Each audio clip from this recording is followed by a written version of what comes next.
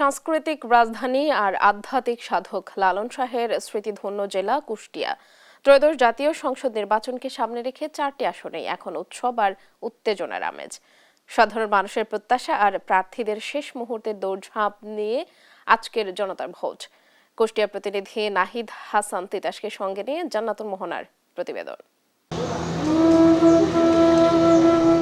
যে মাটির ভাজে ভাজে মিশে আছে লালনের আধ্যাত্মিকতা আর রবি ঠাকুরের অমর সৃষ্টিশীলতা, সেই পুণ্যভূমি কুষ্টিয়া কেবল একটি ভৌগোলিক মানচিত্র নয়, কুষ্টিয়া মানেই বাঙালির সাংস্কৃতিক হৃদস্পন্দন। খাঁচার ভিতর অচিন পাখির সন্ধানে যেখানে দেশ বিদেশের হাজারো মানুষ ভিড় করে।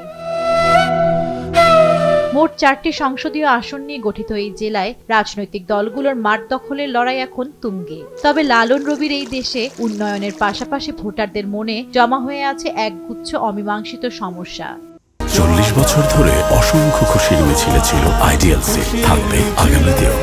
ভালো আওয়ামী লীগবিহীন ভোট সেন্টারে একটু অনীহা আছে, অত উৎসুক না, তবে পরিবেশ এখনো ভালো আছে কুষ্টিয়ার। এই দেশটা ভালো চলবে সেরকম একটা প্রার্থী চাই। যারা আমাদের পাশে দাঁড়াবি তাদেরই আমরা ভোট দেবো। প্রতিবাদ হলে তো ভোট দেবোই না, ভালো ভালো প্রার্থী হতে হবে।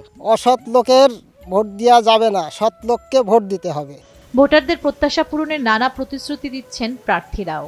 শিক্ষা, স্বাস্থ্য, অবকাঠামো এবং মানুষের কর্মসংস্থান নিয়ে কাজ করব এবং সাথে সাথে আমি সমাজ থেকে সন্ত্রাস, চাঁদাবাজি, মাদক, অনলাইন জুয়া, নারী নির্যাতন এবং সর্বোপরি একটা দুর্নীতিমুক্ত এবং নিরাপদ সমাজ আমি গড়ে তুলতে চাই। আমি এই ময়দানে থাকি, যদি নির্বাচিত হই ইনশাআল্লাহ জনগণের পাশে যেভাবে ছিলাম পরবর্তীতেও সেইভাবেই থাকবো। দুর্নীতি থাকবে না, চাঁদাবাজি থাকবে না, আমরা সবাই মিলে এই দেশ একটা সোনার দেশ গড়তে চাই।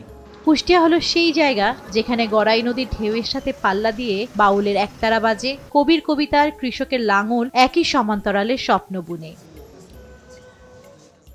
কুষ্টিয়া 4 আসনেই লড়াইয়ের মূল হাতিয়ার উন্নয়ন এবং সুশাসন।